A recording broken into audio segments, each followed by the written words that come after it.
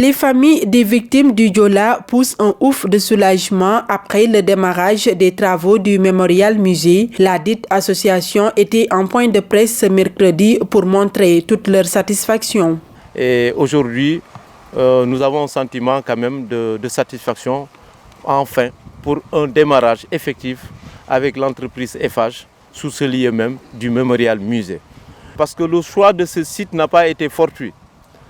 Nous nous sommes battus depuis fort longtemps, parce que personne n'ignore qu'à un moment donné, l'État voulait ériger le Mémorial Musée à Dakar. Chose que nous avons par la suite refusée, parce que la plupart des familles habitent en Casamance.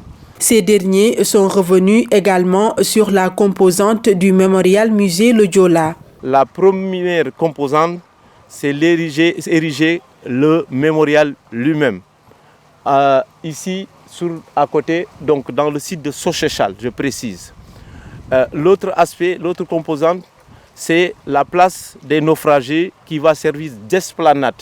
Il y aura des cours d'eau, bref, dans le cadre de la configuration, vous le verrez, Inch'Allah, le vendredi avec l'architecte.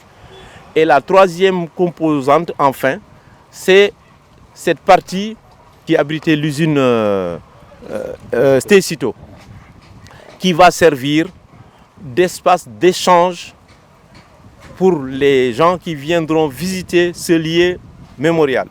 L'occasion a été saisie par le porte-parole des familles des victimes du Diola pour interpeller le chef de l'État sur la question de la délocalisation de la Sonacos. Nous ne voulons pas de Diola bis. Or, si nous regardons les choses, eh bien, on va tout droit vers une catastrophe à cause de la Sonacos. Je souhaite que dans le cadre du prolongement de ce port, qu'on puisse délocaliser rapidement la Sonacos afin de permettre le port de faire son extension dans les normes.